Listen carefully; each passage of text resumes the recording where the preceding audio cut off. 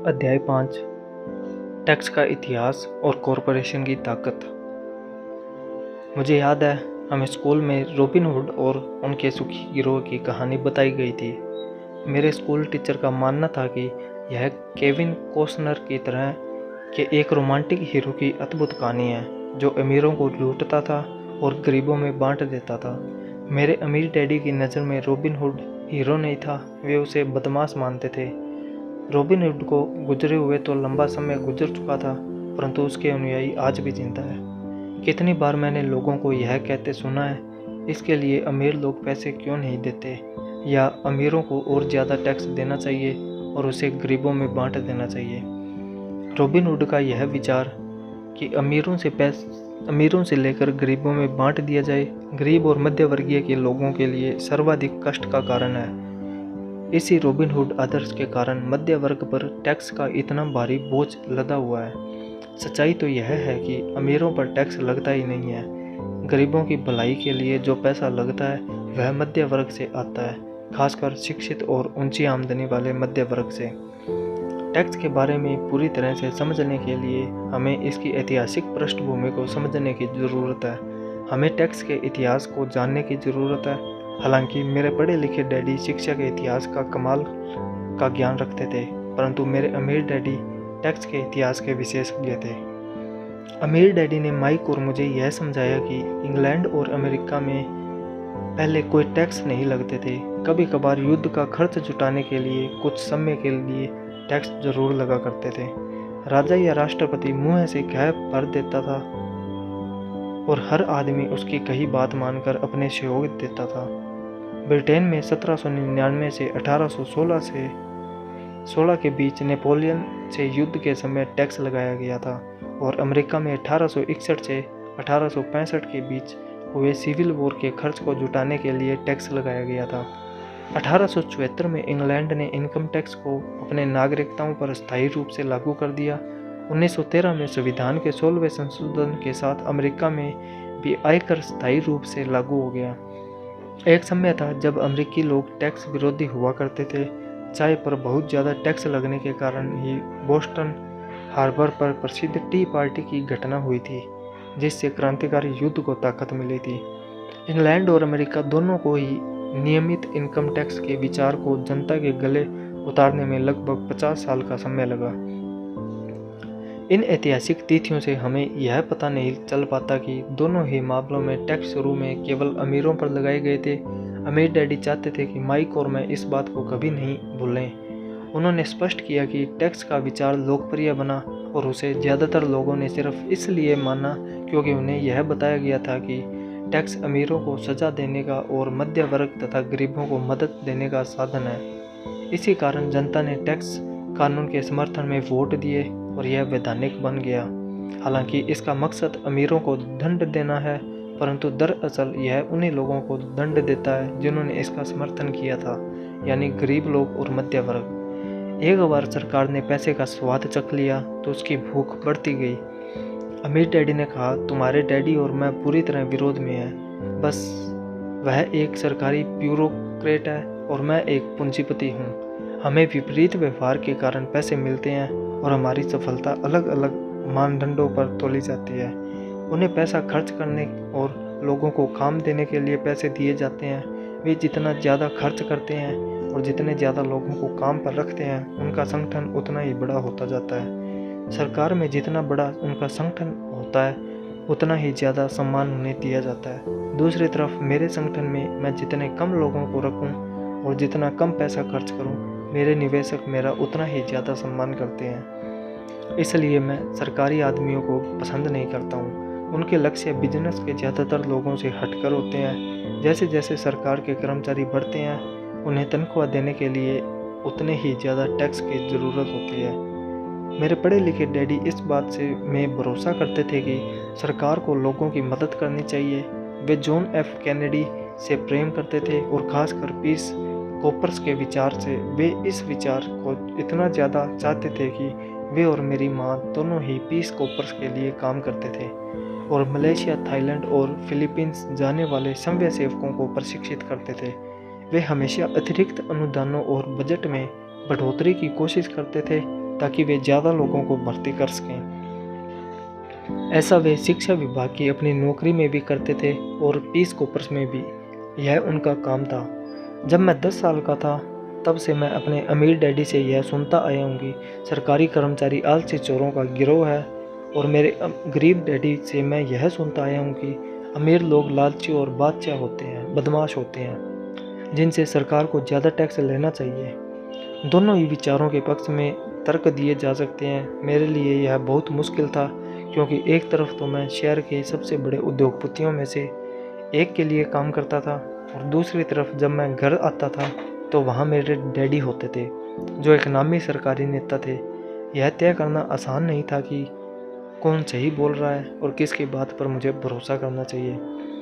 परंतु जब आप टैक्स के इतिहास का अध्ययन करते हैं तो एक दिलचस्प पहलू सामने आता है। जैसा मैंने कहा कि टैक्स का लागू होना सिर्फ इसलिए संभव हो सका क्योंकि जनता रॉबिन हुड के अर्थशास्त्रीय सिद्धांत में भरोसा करती थी, जिसमें अमीरों से लेकर बाकी सब में बांट दिया जाता था। समस्या यह थी कि सरकार की पैसे की भूख इतनी बढ़ गई कि जल्द ही मध्य वर्ग पर भी टैक्स लगने की नौबत आ गई, और वहां से धीरे धीरे टैक्स का बोझ नीचे की तरफ आता गया। दूसरी तरफ अमीरों ने इसे एक मौके की तरह देखा। वे उन्हीं नियमों से नहीं खेलते हैं जिनसे जनता खेलती है। जैसा मैंने बताया, अमीर पहले ही कॉरपोरेशन के बारे में जानते हैं, जो पानी के जहाज़ों के दिनों में लोकप्रिय हुए थे। अमीरों ने हर समुद्री यात्रा की संपत्ति को जोखिम को सीमित करने के लिए कॉरपोरेशन का उपयोग किया। अमीर लोग हर समुद्री यात्रा के लिए पैसा जुटाने के लिए कॉरपोरेशन में अपना पैसा डालते थे। फिर यह कॉरपोरेशन न्यू वर्ल्ड में खजाने की खोज के लिए नाविकों को भर्ती करता था। अगर जहाज डूब जाता था तो नाविकों की जान जाती थी, परंतु अमीर लोगों को सिर्फ इतना ही नुकसान होता था कि उनका वह पैसा डूब जाता था जो उन्होंने उस समुद्री यात्रा के लिए दिया था। आगे आने वाला चित्र दर्शाता है कि किस तरह कॉरपोरेट स्ट्रक्चर आपके इनकम स्टेटमेंट और बैलेंस शीट के बाहर बैठता है। अमीर लोग किस तरह खेल को खेलते हैं। कॉरपोरेशन के कानूनी ढांचे की ताकत के ज्ञान से अमीरों को गरीबों और मध्य वर्ग की तुलना में बहुत ज़्यादा काफ़ी फ़ायदा मिलता है। मुझे 2 डैडियों ने शिक्षा दी थी कि जिनमें से एक समाजवादी थे और दूसरे पूंजीपति। मुझे जल्दी यह महसूस हुआ कि पूंजीपति में पैसे की ज़्यादा समझ है। मुझे ऐसा लगा कि पैसे की नासमझी के कारण समाजवादी आखिरकार खुद को ही सज़ा देते हैं। अमीरों से वसूलो का नारा लगाने वाली भीड़ चाहे जितना जोर लगा ले, अमीर लोग उनसे जीतने का रास्ता हमेशा ढूंढ निकालते हैं। इसी कारण टैक्स आखिरकार मध्य वर्ग पर लगे। अमीरों ने बुद्धिजीवियों को अपनी बुद्धि से हरा दिया, सिर्फ इस कारण क्योंकि वे पैसे की ताकत को जानते थे, और यह विषय स्कूलों में नहीं पढ़ाया जाता। अमीर लोगों ने बुद्धिजीवियों को किस तरह हराया। एक बार अमीरों से वसूलों का कानून पारित हुआ तो सरकार की तिजोरी में पैसा आने लगा। पहले तो लोग इस बात से खुश हुए। यह पैसा सरकारी कर्मचारियों और अमीरों को दिया जाने लगा। सरकारी कर्मचारियों के पास यह पैसा नौकरी और पेंशनों के रूप में आया। अमीरों के पास यह पैसा उनकी फैक्ट्रियों के जरिए मिले सरकारी कॉन्ट्रैक्ट्स से आया। सरकार के पास ढेर सारे पैसे थे, परंतु उस पैसे के मैनेजमेंट की समस्या थी। उसमें कोई रिस्क एलोकेशन नहीं था। दूसरे शब्दों में, सरकार नीति में अगर आप एक सरकारी ब्यूरोक्रेट है तो आप पैसा बचाना पसंद नहीं करते। अगर आप अपने लिए आवंटित फंड को खर्च नहीं कर पाते हैं तो आपको अगले बजट में उतनी राशि नहीं मिलेगी, और निश्चित रूप से आपको योग्य तो माना ही नहीं जाएगा। दूसरी तरफ बिजनेस में पैसे बचाने के लिए इनाम मिलता है, और ऐसा करने पर आपको काबिल माना जाता है। जब बढ़ते हुए सरकारी खर्चों का यह चक्कर चलता रहा तो पैसे की मांग बढ़ी, और अमीरों से टैक्स वसूलों के विचार में अब कम अमीर लोगों को भी शामिल कर लिया गया, और इस तरह सरकार इतनी नीचे आ गई कि वे गरीब और मध्य वर्गीय लोगों भी टैक्स के दायरे में आ गए, जिन्होंने इसके लिए वोट दिए थे। सच्चे पूंजीपतियों ने बचने का तरीका खोजने के लिए अपनी पैसे की समझ का प्रयोग किया। वे कॉरपोरेशन की शुरुआत में चले गए, सुरक्षा में चले गए। कॉरपोरेशन अमीर लोगों को सुरक्षा देता है, परंतु कई लोग जिन्होंने कभी कॉरपोरेशन नहीं बनाया यह नहीं जानते कि कॉरपोरेशन जैसी कोई चीज़ नहीं होती। कॉरपोरेशन केवल एक फाइल का फोल्डर है जिसमें कुछ कानूनी दस्तावेज लगे होते हैं। और जो राज्य सरकार के एजेंसी में दर्ज होकर किसी व्यक्ति के ऑफिस में रखा होता है। यह कोई बड़ी बिल्डिंग नहीं होती जिसके बाहर कॉरपोरेशन का नाम लिखा हो। यह कोई फैक्ट्री या लोगों का समूह भी नहीं होता। कॉरपोरेशन केवल एक कानूनी दस्तावेज है जो एक ऐसी कानूनी देह बना देता है जिसकी कोई आत्मा नहीं होती। अमीरों की संपत्ति एक बार फिर सुरक्षित हो गई, एक बार फिर कॉरपोरेशन का प्रयोग लोकप्रिय हो गया। यह स्थायी इनकम टैक्स कानूनों के पारित होने के बाद हुआ, क्योंकि कॉरपोरेशन के लिए इनकम टैक्स की दर व्यक्तिगत इनकम टैक्स की दर से कम थी। इसके अलावा जैसा पहले बताया जा चुका है, कॉरपोरेशन द्वारा कुछ खर्च टैक्स चुकाने से पहले किए जा सकते हैं। अमीरों और गरीबों के बीच यह लड़ाई सदियों से चली आ रही है। अमीरों से वसूलों का नारा लगाने वाली भीड़ अमीरों के हमेशा खिलाफ रही है। यह लड़ाई तब छिड़ती है जब कानून बनते हैं, और यह लड़ाई अंत काल तक चलती रहेगी। समस्या यह है कि जो लोग हारते हैं उनमें समझ की कमी है। हारने वाले लोग वे हैं जो हर सुबह उठकर तैयार होते हैं और अपनी नौकरी में कड़ी मेहनत करते हैं और उस पर टैक्स देते हैं। अगर वे यह समझ पाते कि अमीर लोग किस तरह से पैसे का खेल खेलते हैं, तो वे भी इस खेल को उसी तरह से खेल सकते। फिर वे भी पैसे से आज़ाद हो सकते थे और अमीर बन सकते थे। इसीलिए मैं हर बार शहर जाता हूँ जब भी मैं किसी को अपने बच्चे को यह सलाह देते हुए सुनता हूँ कि स्कूल जाओ ताकि सुरक्षित नौकरी मिल सके। जिस कर्मचारी में पैसे की समझ नहीं है वह बच नहीं सकता, चाहे उसकी नौकरी कितनी भी सुरक्षित क्यों न हो। औसत अमेरिकी व्यक्ति आज सरकार के लिए 5 से 6 महीनों तक काम करता है ताकि वह टैक्स चुकाने के लिए पैसा जमा कर सके। मेरे विचार में यह समय बहुत ज़्यादा है।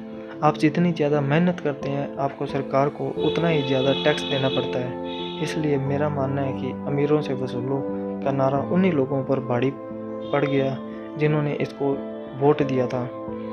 हर बार लोग अमीरों को सजा देने की कोशिश करते हैं। अमीर लोग चुपचाप उसका पालन नहीं करते हैं, बल्कि वे पलट कर वार करते हैं। उनके पास पैसा, ताकत और इरादा होता है कि जिनके दम पर वे चीज़ों को बदल सकते हैं। वे चुपचाप बैठकर स्वेच्छा से ज़्यादा टैक्स नहीं चुकाते।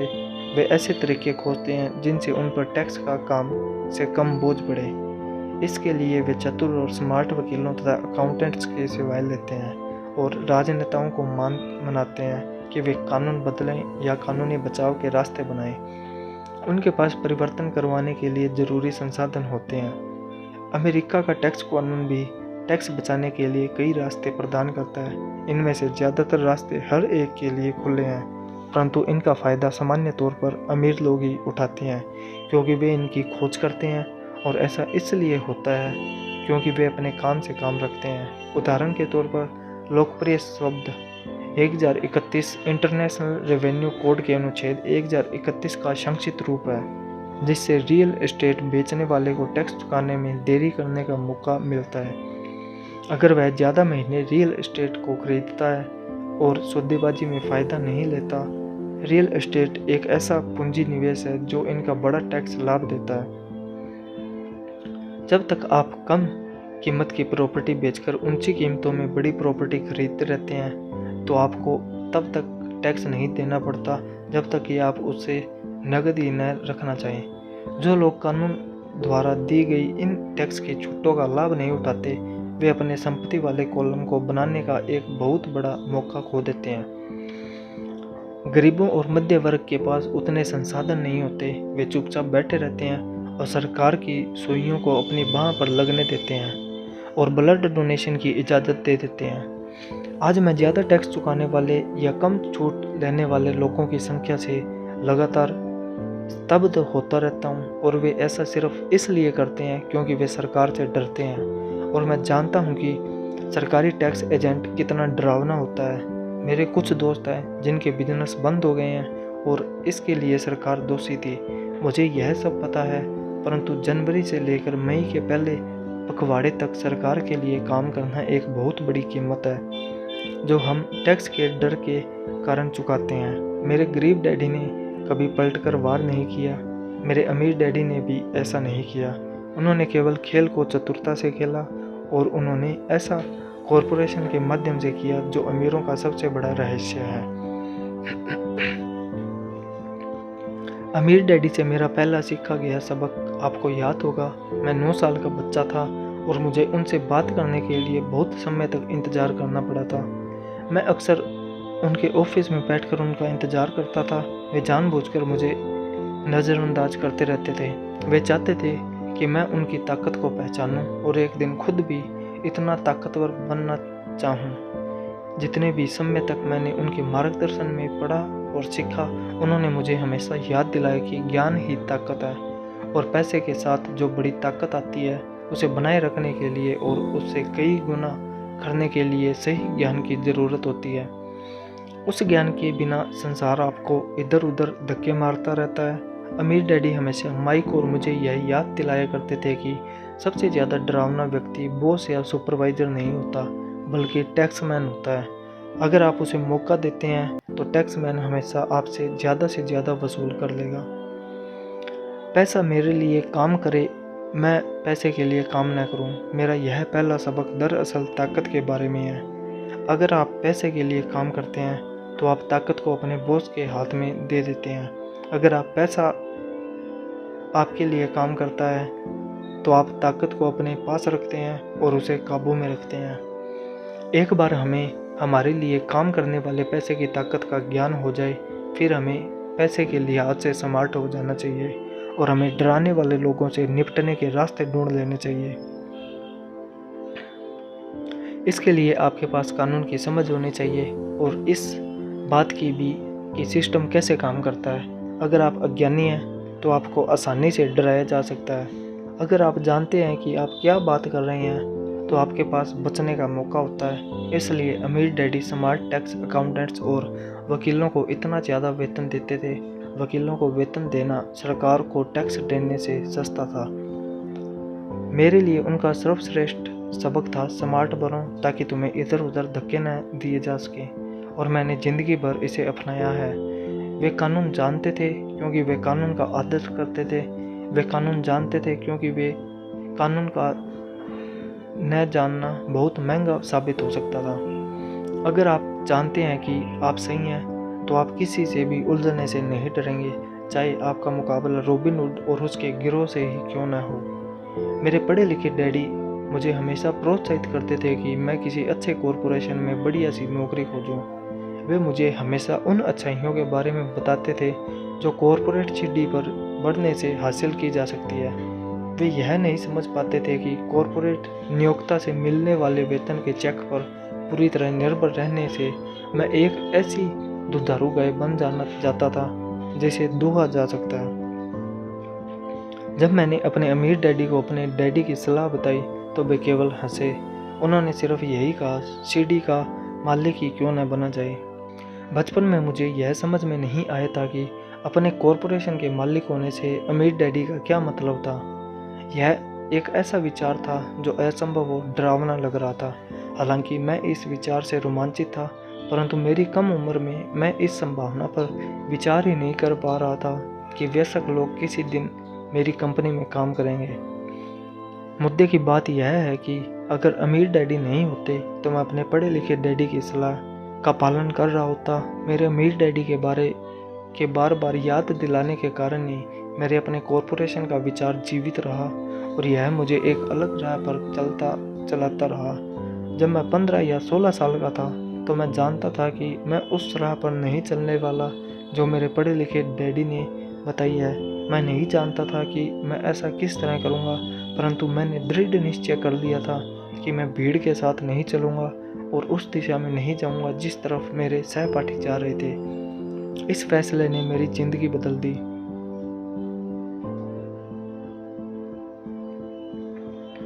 जब तक मैं 25 साल का हुआ तब तक मेरे अमीर डैडी की सलाह मुझे पूरी तरह समझ में नहीं आई थी। मैंने हाल ही में मरीन कॉर्प्स छोड़ी थी और मैं जेरोक्स के लिए काम करता रहा था।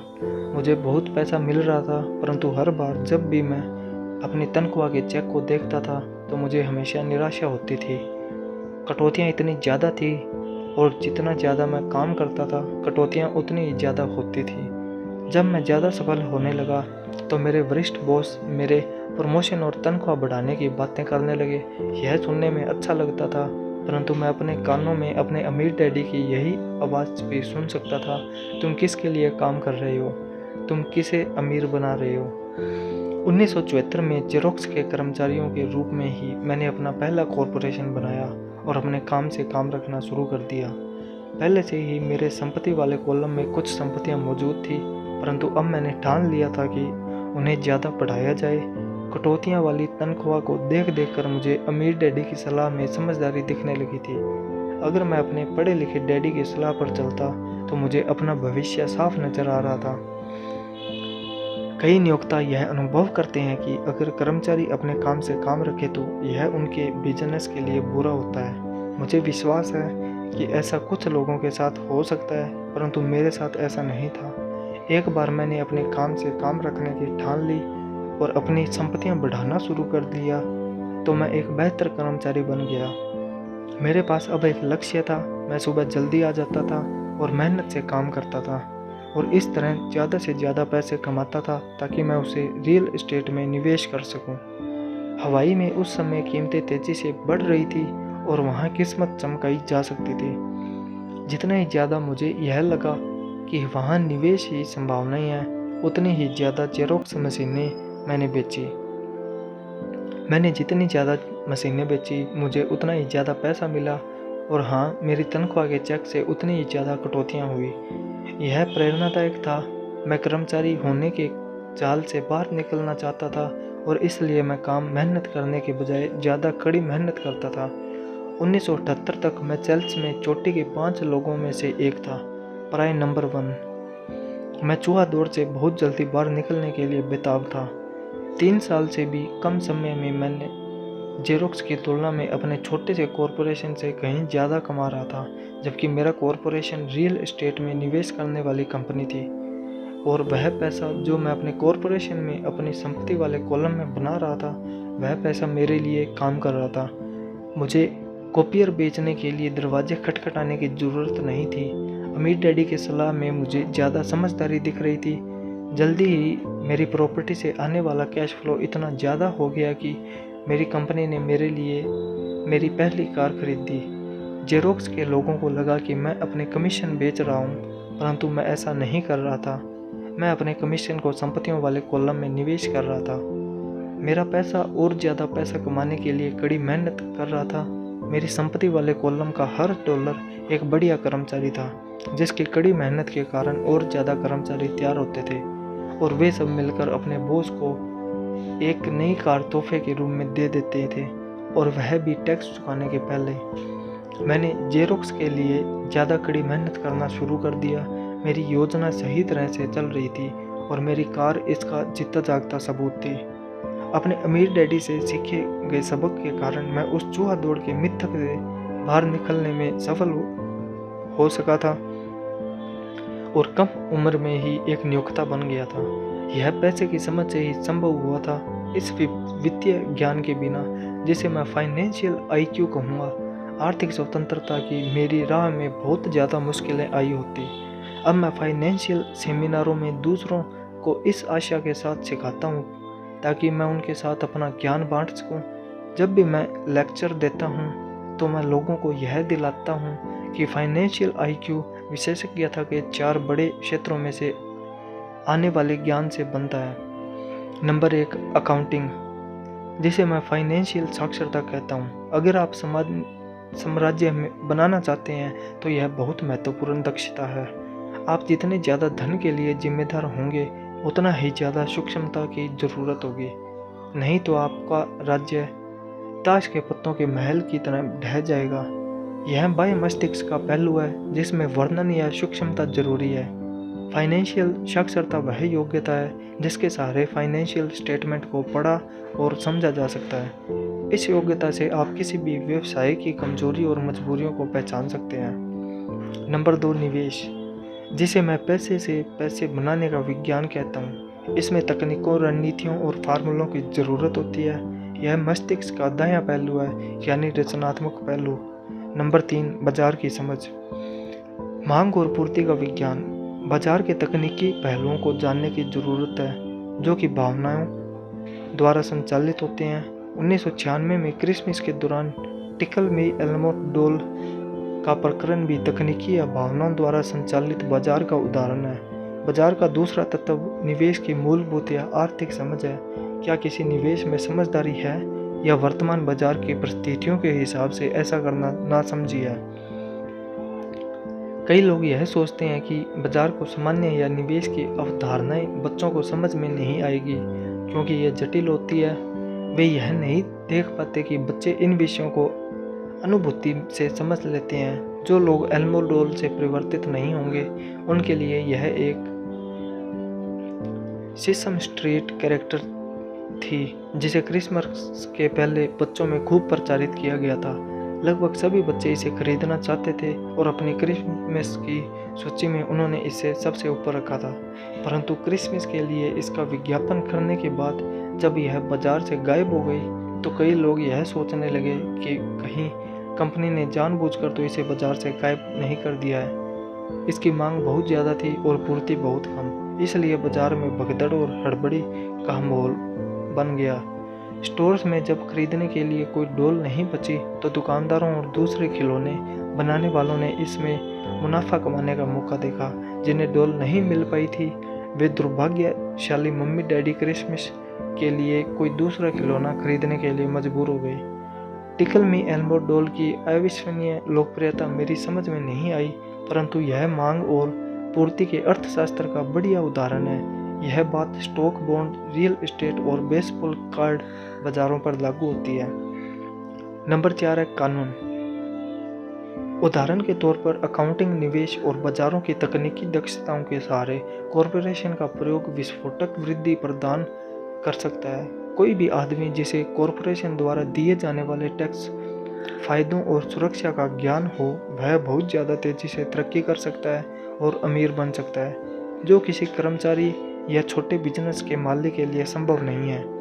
इसमें उतना ही अंतर है जितना पैदल चलने वाले और उड़ने वाले में होता है। यह अंतर बहुत ज़्यादा हो जाता है जब हम इसे दीर्घकालीन संपत्ति के संदर्भ में देखते हैं। पहला, टैक्स लाभ। एक कॉरपोरेशन कई ऐसी चीज़ें कर सकता है जो एक आम आदमी नहीं कर सकता, जैसे कि यह टैक्स देने के पहले खर्च कर सकता है। यह विशेषज्ञता का एक ऐसा क्षेत्र है जो बहुत रोमांचक है, परंतु इसमें अंतर घुसना तब तक जरूरी नहीं है जब तक कि आपका बिजनेस या संपत्ति बहुत बड़ी न हो।